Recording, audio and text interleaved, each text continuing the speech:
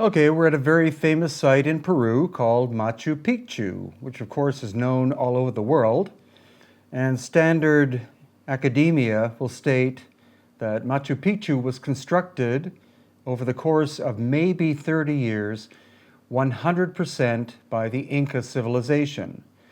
But what we're going to see is that the Inca, in fact, discovered an ancient megalithic site, and they built on top and around it. And the evidence should be quite obvious. So this is standard Inca construction. You can see stones simply stacked upon stones. These are agricultural terraces located. And it's likely that 95% of Machu Picchu was constructed by the Inca, but around a core which is megalithic in nature and had to have been made using some forms of high technology. The Inca were a Bronze Age culture, and the stone that was shaped here is granite.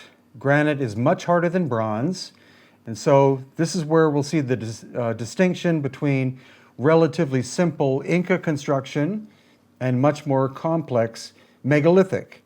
Megalithic simply means large stones, but in this case, it's also indicating precision of construction beyond the capacity of the Inca people. So here we have an Inca period staircase. Again, it's simply stone on stone construction with mortar made of clay as a filler. And so almost anyone could do this kind of construction if they had enough people and enough time to do. But then we have anomalies like this rather big stone that weighs probably 2 tons that you see in the middle of the picture, and that appears to have been shaped using a form of technology beyond the capability of the Inca, and it appears to have fallen down from another structure higher above, because it doesn't make sense that it is simply sitting there. And here we have some quite elaborate work. This was done by the Inca people. There you see pretty close contact of stone upon stone, but not the level of precision that we're going to be looking at in future photos. So this is the pride of the Inca. This is their finest craftsmen at work, creating a series of fountains near the core. And then we have this. And what you can see is very rough construction on the left and much finer construction in the center and on the right. Very little of Machu Picchu was ever reconstructed post-Inca times. So it's believed that the Inca abandoned Machu Picchu around 1535. And so during the time that it was rediscovered by Hiram Bingham III in 1911, to the present, very little restoration has been done. And that's the important thing to look at when you go, is to ask the guards and the guides, when you see a mix of construction like this, ask them if it's been reconstructed since 1911 or not. And if they say no, then you're looking at a time capsule. You're looking at what Machu Picchu looked like at the time of the abandonment of the Inca people. So especially something like this, you see stone on stone construction, very tight fitting. Any gaps that are present, like here, that was from a catastrophic earthquake that we now know happened before the time of the Inca. It was from east to west, and it pulled the ancient megalithic structures apart. If it had happened during Inca times, then the whole city more or less would have been destroyed. Because again, the Inca construction technique is stone upon stone with clay to fill in. That's a very weak way to build, but that was the level of the Inca technology at the time. Then here, once again, you see where the wall has been pulled apart, and super tight-fitting blocks, incredible precision. You can't fit a human hair in the joinery. So this is part of the megalithic earliest construction of Machu Picchu that the Inca found. And here again, you see the outcrop on the left is the bedrock itself, shaped quite smoothly. That could not have been done with bronze tools, and the Inca did not have tools harder than that, except possibly some meteorite hammers. And then on the right side again, incredible precision. So this is more evidence that Machu Picchu predates the Inca, and actually the name in itself gives us a clue, because Machu means ancient and Picchu means mountain. So that means the ancient mountain. And why would they call it that? It's likely because the mountain in behind, which is where they did 100% of their work, we see no megalithic work there whatsoever. It was called Huayna Picchu, which means the young mountain. So it looks like the Inca were distinguishing between the ancient structures they found and then the structures that they made. So again, some of the key stuff or key knowledge and information comes from the Inca language itself. And we find that in other locations. If you go to Egypt and you learn what the earliest names of some of the structures are there, this is from the Suf language. This is pre-Islamic. And some people still speak the language and interpret it to this day. You'll see that the ancient name describes the structure itself. And here again, you look at the work on the left, very tight-fitting stone, and the work on the right, very rough. Again, this was not reconstructed from 1911 onwards, when it was made famous by Hiram Bingham. And so this is, again, a time capsule showing us much older work on the left and much younger work on the right and above as well on the left. You see the difference between that peaked roof on the left-hand side and then the wall below it. Almost night and day in terms of technology. And here, the wall on the right versus the wall in the middle, which is shorter, and then the work on the left, and then the terracing system further left and above. The work on the right and center left, far superior, but also the work on the center left, if you look at the top two rows, you'll see that's very rough work. So that is Inca reconstruction or addition to a megalithic building they found damaged by an ancient cataclysm. And again, we're dating that ancient cataclysm not only prior to the time of the Inca, but most likely from the end of the last ice age, some 12,000 years ago, because other megalithic sites that we find around the world, like in Egypt, we again see megalithic work, but we also see catastrophic damage. So an ancient global cataclysm that affected the entire planet, and the only real evidence we see are in the megalithic structures that are still present today. Any other culture that was not as sophisticated, all evidence of them would have been wiped out. But luckily for us, these super stone megalithic works were so tightly fitted together that they could withstand, to some degree, earthquakes. And this is just another close-up. Again, the very rough work on the right, the fine work on the left, and the gaps caused from the east to west earthquake. These structures are basically earthquake-proof, so that means that the earthquake would had to have been at least a 9, if not 9.5 on the Richter scale. Again, if that had happened during Inca times, the whole city would be gone. And here again, you see the lower courses, here, superior, above, inferior. On the left, still very tight-fitting. This wall down here, inferior, and to the left-hand side, inferior as well. And in the back, very tight-fitting stone here, and then rougher work above. And places where the actual reconstruction has been done during recent times, as in from 1911 to present, the workmanship is actually even worse than it is during the Inca time. So we can't negate that the Inca were careful craftsmen, but modern craftsmanship is actually inferior to what we find. We also find in the modern work power tool marks like angle grinders and saws. And so we can find, in fact, 3 different levels of technology, 3 levels of building: the pre-Inca megalithic, the Inca, and then modern reconstruction. This is another great example of Inca work. You see a series of water channels. This is a series of pools that go down and down and down in the core part of the city. These were ritual bathes or baths. And the workmanship, though it looks really good in the channel, if you put your fingers in and run them back and forth, you see irregularities. So this was simply careful work carried out during the Inca time period.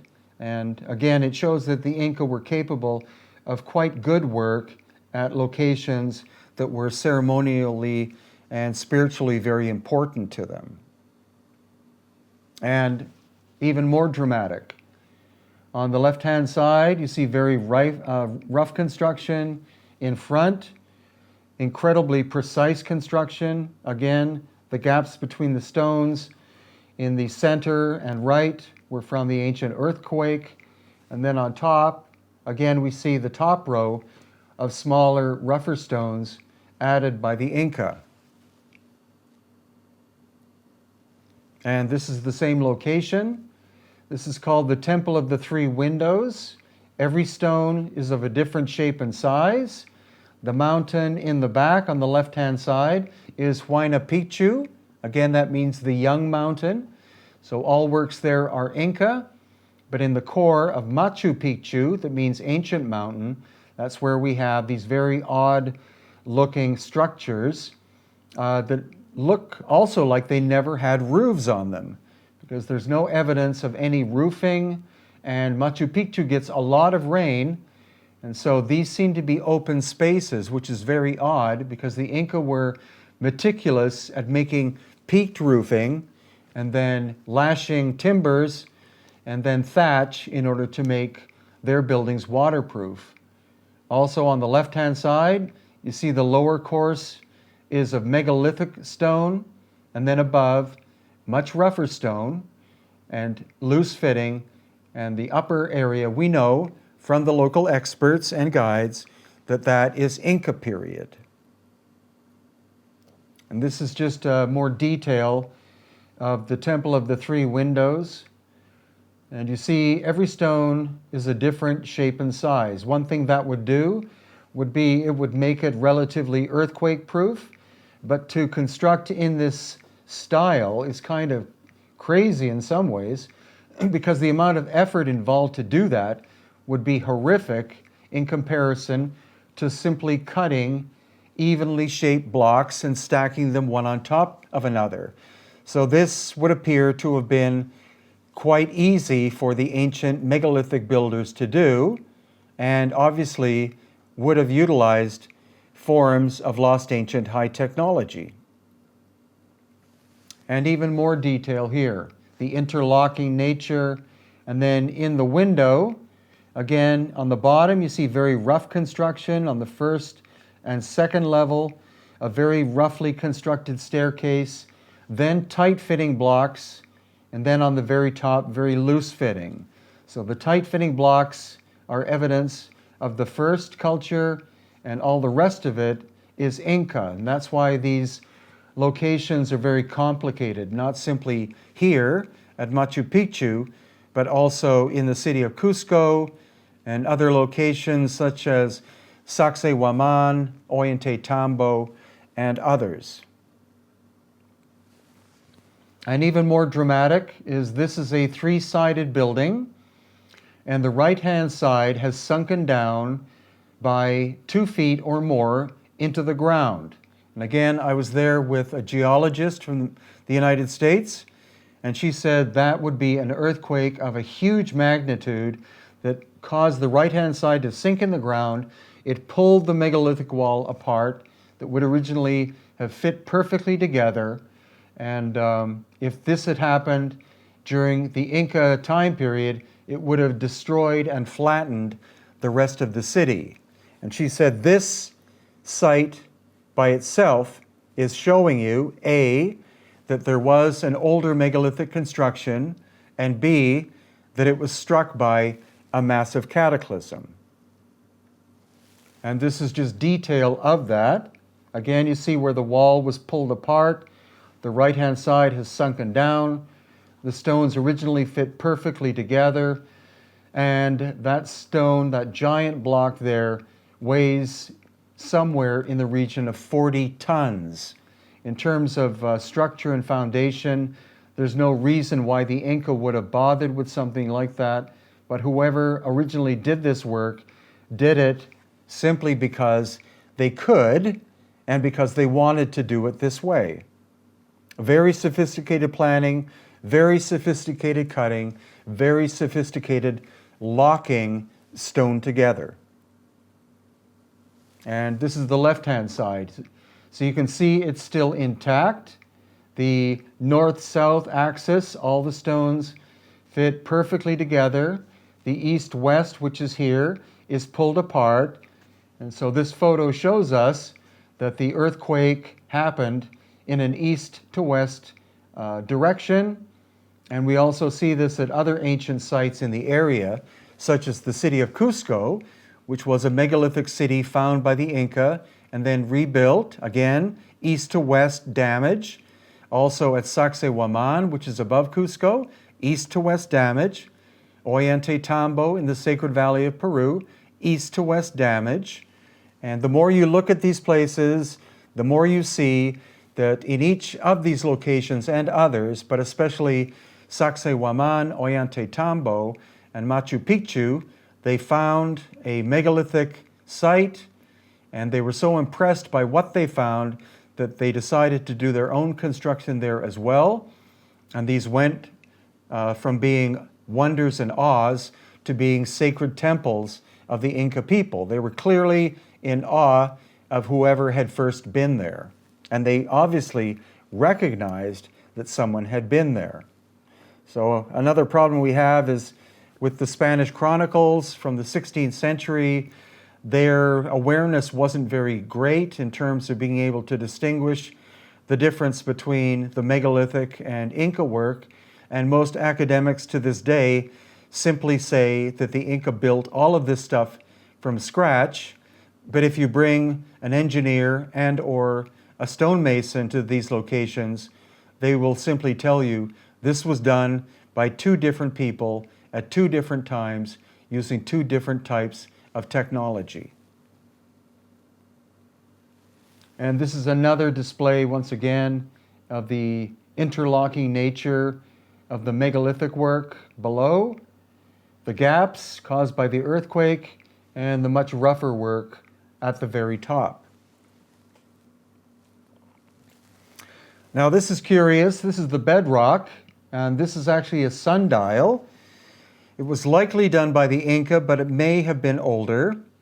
But it works as a sundial to this very day, and it's just one of those little details that most people don't even look at because Machu Picchu is a very complicated and huge location, and most people simply visit for about 3 hours, so it's impossible to take in all the nuances and details of what you see at Machu Picchu and the other ancient locations.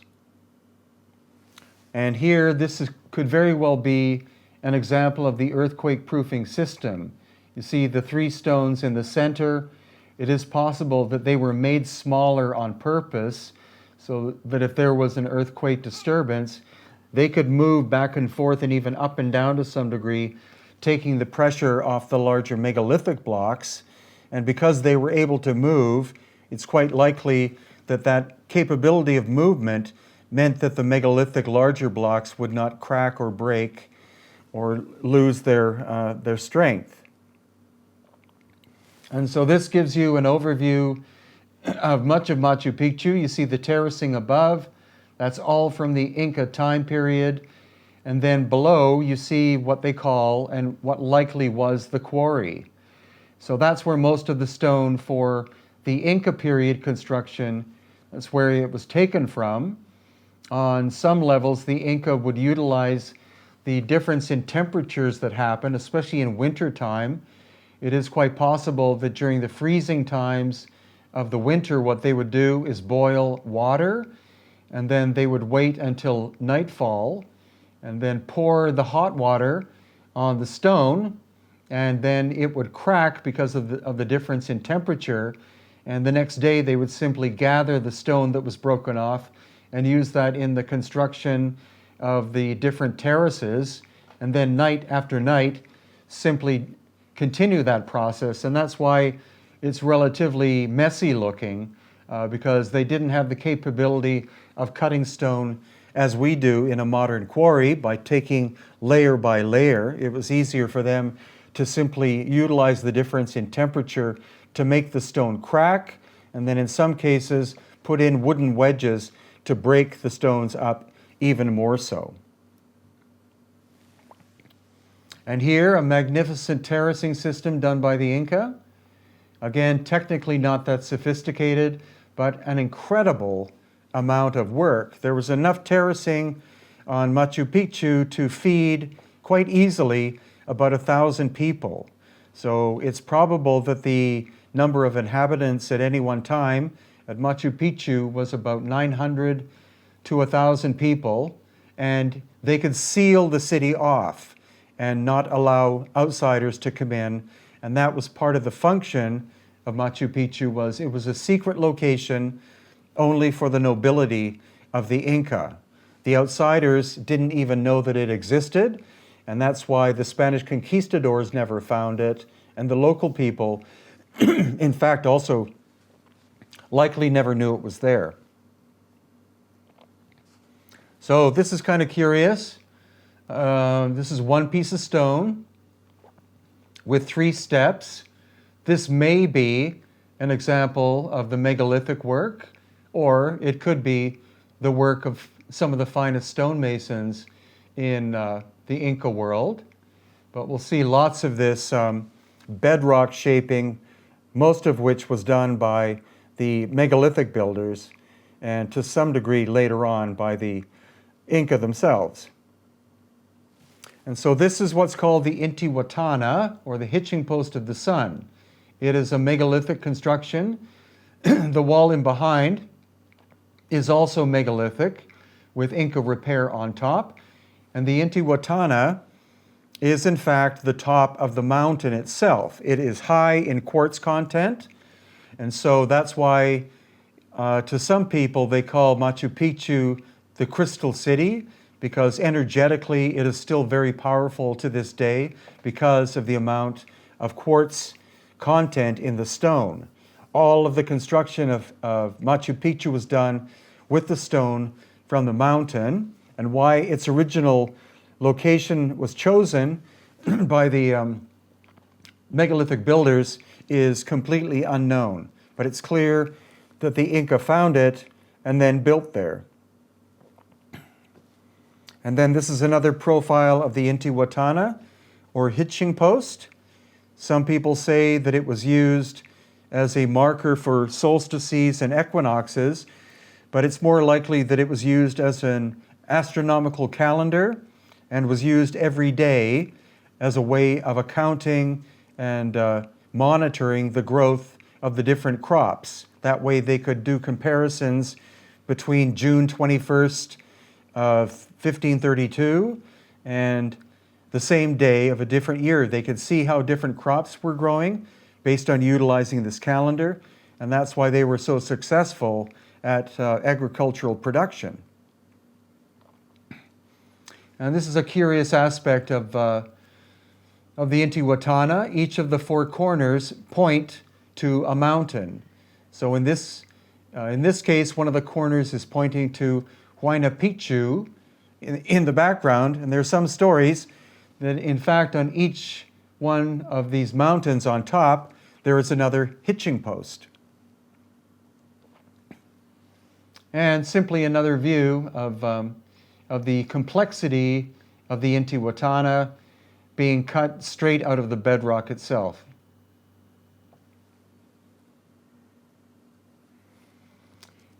And more of Machu Picchu. This is basically all Inca period construction, except here, very fine fitting stone. So the Inca used that as the foundation for their construction. Why take down something that is incredibly solid when you can utilize it and build on top of it? And then here, very rough work on the bottom, and then the bedrock itself here, and then super tight fitting stone on top. This is the so-called Sun Temple, which the Inca used as a sun temple, but whether that was what it was originally built for is unknown. And more kind of odd constructions that we find at Machu Picchu. Super tight fitting organic construction here. These strange steps that nobody can figure out. A supposed royal tomb inside where no body was ever found. So that's a problem we have when archaeologists state that something was of a specific function. If this was a tomb, then why are there no burial artifacts inside of it? So you can't simply name something something unless you have evidence that that was its function. And another photo of the incredibly precise nature of the Sun Temple, megalithic work on the left, and very crude work on the right here. And just in detail, again, super tight fitting stone. And then on the top two layers, you see rougher work. So that is Inca rebuilding in order to make it look the same as the work below. And this is also a dead giveaway. You see the beautiful tight-fitting stone on the right-hand side, much rougher on the left-hand side. The doorway is quite precisely constructed. The stairs are quite rough, and the work above the doorway and in behind is inferior. So again, the Inca found the ancient tight-fitting work and simply utilized it to use it for their own particular function. And here again, you see in the front, super tight fitting work, right-hand side, super tight fitting work, and much rougher work above and in behind. There could be no evolution of rough work to fine work over the course of 30 or 25 years. So here we're seeing more and more evidence of ancient work and more modern. And then again, the gaps are almost exactly the same, east to west, so this indicates a major earthquake at this location. And here, tight-fitting work up to the halfway point, and then rougher work going up. And then the lintel was from one of the megalithic structures and was utilized and added in there, because if you find the stone there, you would use it. Why quarry a piece when it's already there? And this is the interior of the Sun Temple. Again, you see the fine quality of workmanship here, much rougher work with filling in there, and then the top two rows being added during Inca times.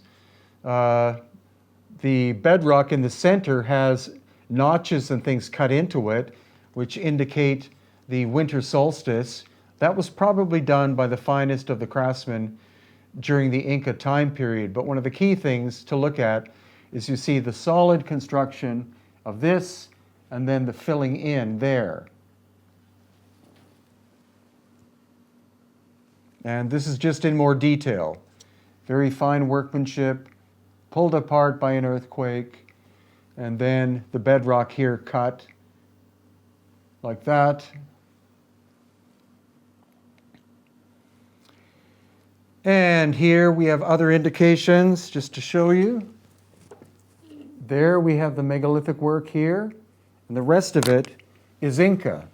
So the more you look at this stuff, the more your eye becomes tuned into distinguishing between the older megalithic and the more relatively modern Inca. This is called the Temple of the Condor. It's an Inca construction. On the left-hand side, you see that semicircle, which represents the white collar of the Andean condor.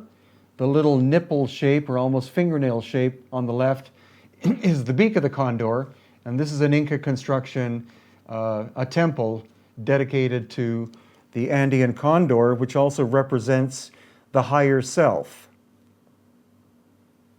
And this is just it in detail. Again, the semicircle in lighter stone indicating the white band around the neck of the condor, and then the head and or beak inside. Technically not profoundly well done, but the main question is, what was the original function of Machu Picchu? We don't see any ceremonial structures necessarily. We don't see artwork. So it's like in places like Egypt, we see pragmatic form and function in the earliest construction. And then during Inca times, we find a lot of ceremonial work, a lot of artwork and stuff like that. So here, this is all Inca work. They utilized this giant stone as a foundation and then built in a relatively crude manner above it. And contrasting with this, again, the first half level, very finely done. The upper section, quite a bit cruder. So early work at the bottom, Inca work above. And these two circles were likely made by the Inca and used by them as ways to do astronomy. They would use them to study the star patterns and chart the movement of the stars at night. There's also a possibility that they were actually corn mills, and they could have had actually both functions. In the daytime, they could have been used for grinding corn, and then at night be used by the astronomers for mapping the heavens. And that's just a detail once again. With the megalithic stuff, we find such incredible technical precision that you put your hand on the surfaces and move them, and you feel the preciseness of the structures. These are roundish, but not completely round, and so they're probably Inca work and not the earlier megalithic work. And here, more evidence of the Inca. This is walking into the Temple of the Condor, and again you see the relatively rough work on the left and right-hand sides. It's possible that there, that small wall section, that might be the earlier megalithic, but some of the Inca work was actually quite sophisticated, so there's no necessarily cut and dry distinction between Inca and megalithic work, and that's why the whole study is very complicated, and that's why I've been to Machu Picchu 68 times so far. There's always more to learn. And so here, again, very fine or relatively fine craftsmanship in the lower section and rougher on top and above. And once again, tight fitting on the bottom with rougher above. So you can see that the megalithic complex at Machu Picchu did sustain some damage during the great earthquake cataclysm. It wasn't completely earthquake-proof, but still astonishing craftsmanship. And unknown who the original builders were. And another example, very fine work on the bottom, much rougher work on top. Massive slabs on the bottom, especially the one on the very bottom, that's probably 10 tons, and then much cruder work above that.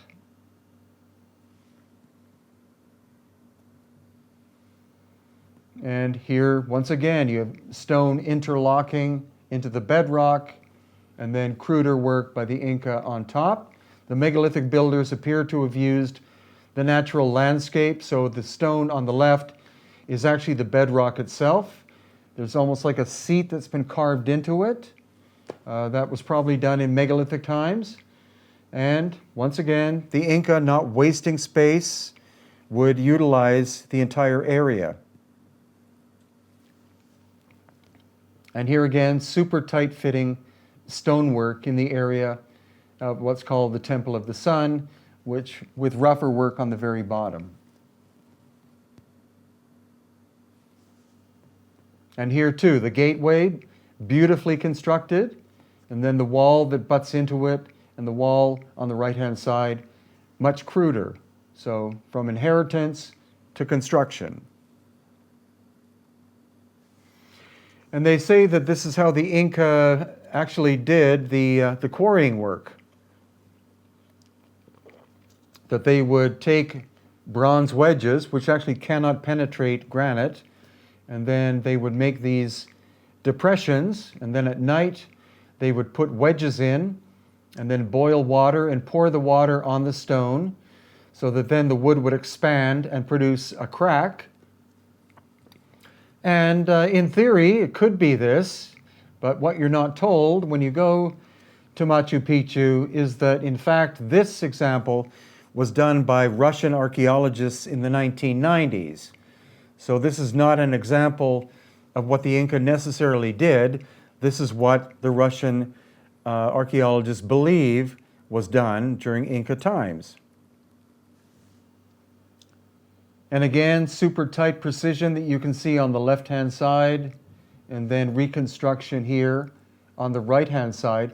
Beautifully shaped stones.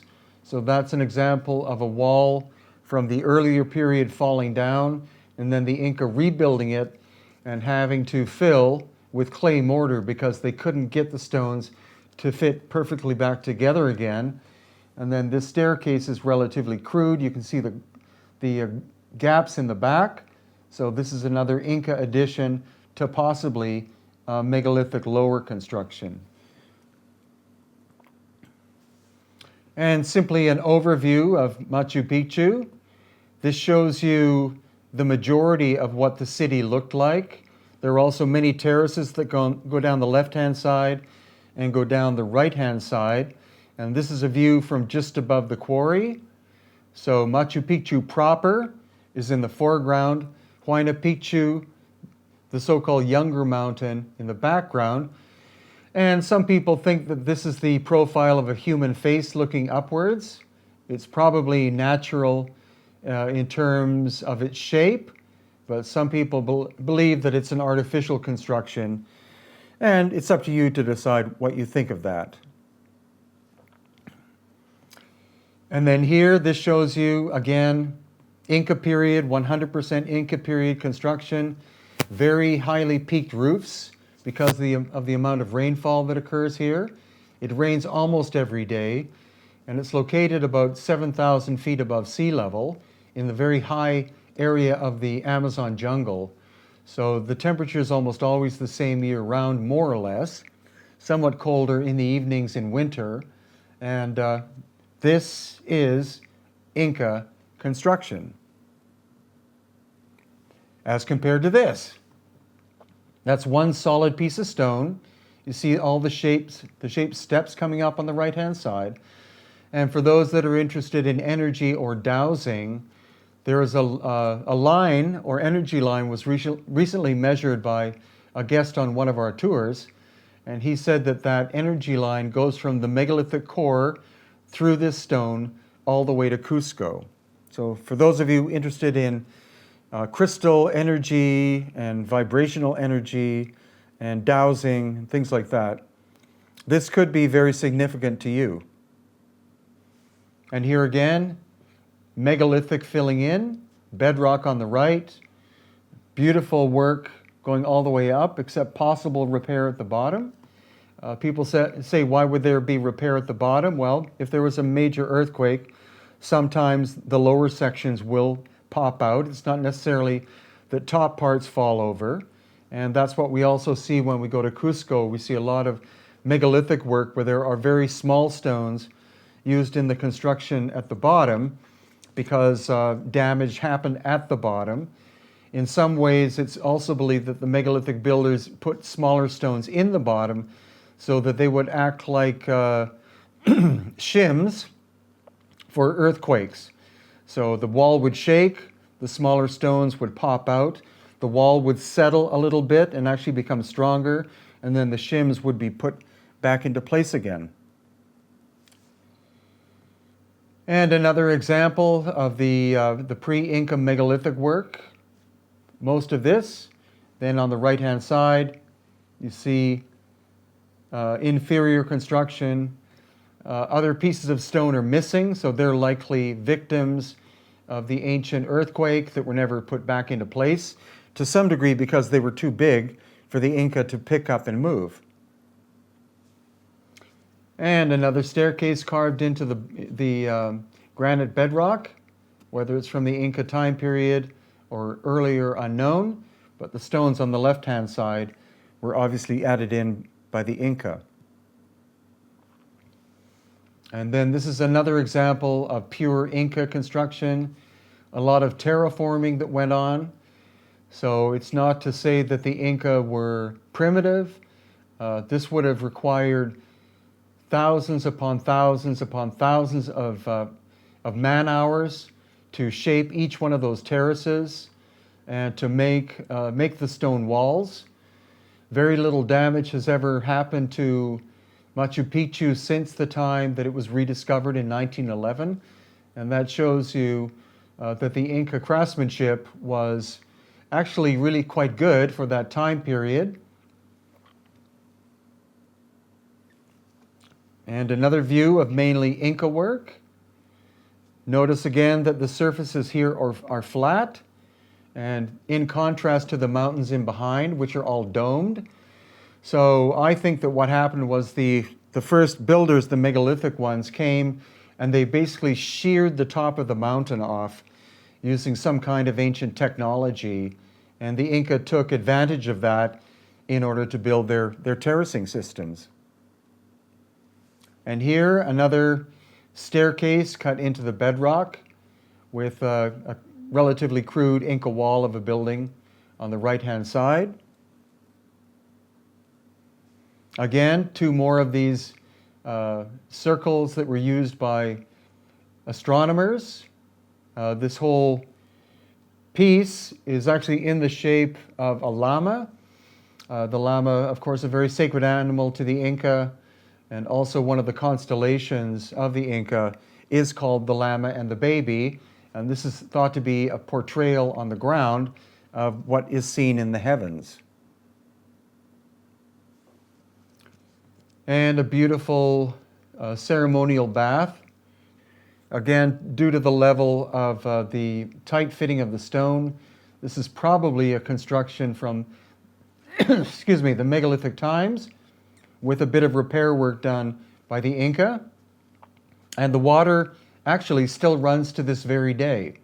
Half of Machu Picchu's construction is in fact underground. It's the way of moving all of the water from the rainfall through the mountain. And they took as much time building underground as they did above ground in order to make sure that Machu Picchu would always remain stable.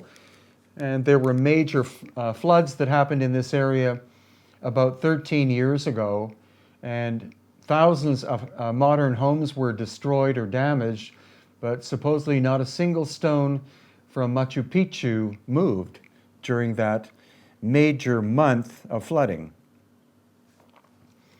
Then we have strange anomalies like this protrusion, function unknown, but then again you see the relatively superior construction on the bottom, the right side, the left side, this giant stone put into place. There is in fact a hole, vertical hole in the center of that protrusion.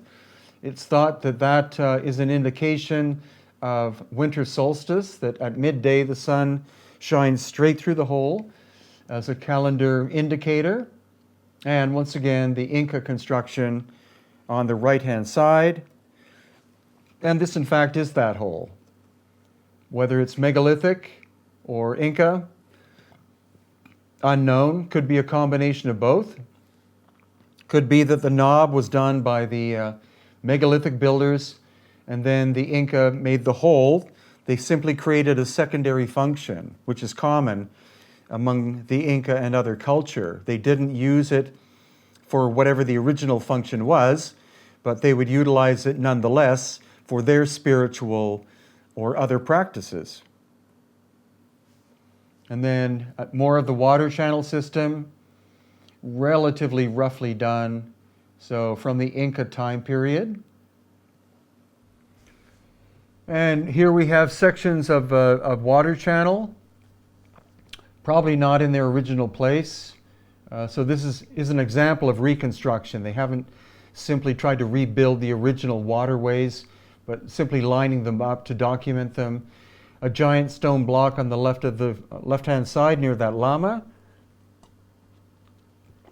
which fell down from one of the megalithic structures above.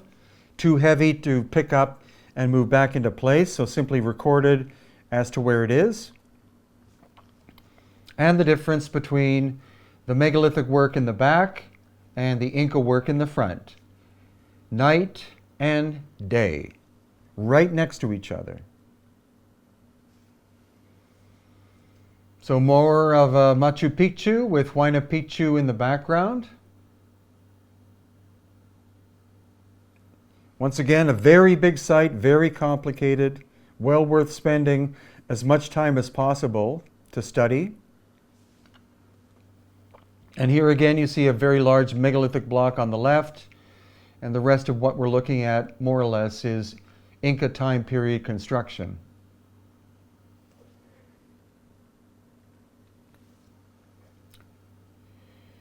And here, mainly Inca, but if you look on the left-hand side where the person has the yellow windbreaker, that could be a section of megalithic wall from the early builders' time, and then inferior work added on top. And some of these lintels, again, were probably recycled from the older megalithic builders and utilized because of their size and high quality of workmanship. And as we start to move out of Machu Picchu, this is looking back at the main area of construction. Multiple levels of building. The megalithic core is actually over here on the right-hand side. It's the center focus point, and all of Machu Picchu was constructed around it. And contrasting that with the superior work of the megalithic builders, again, the stone being pulled apart during the ancient cataclysm. And as you look through the doorway there, the window, you see the upper two layers are inferior to the ones below. So that's Inca reconstruction, as well as the stonework on the left-hand side. You have different shapes and sizes fitting in.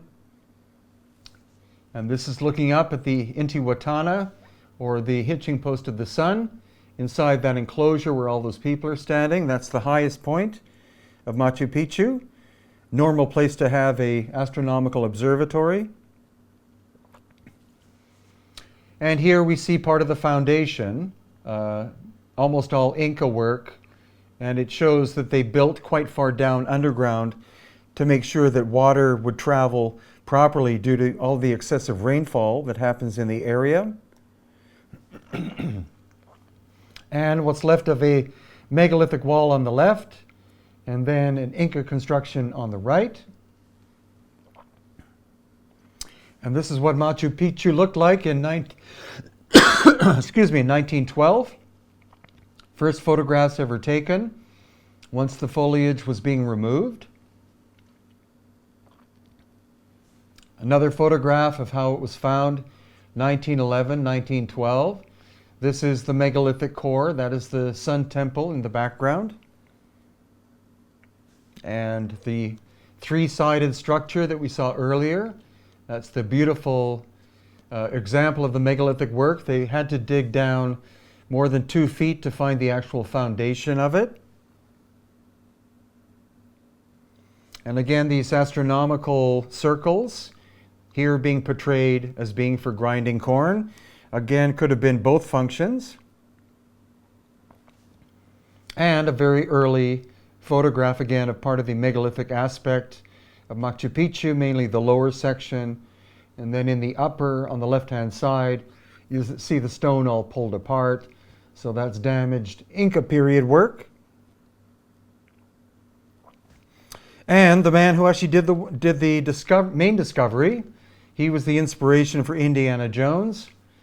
Notice that the hat is very similar. Actually, the handbag he has is very similar.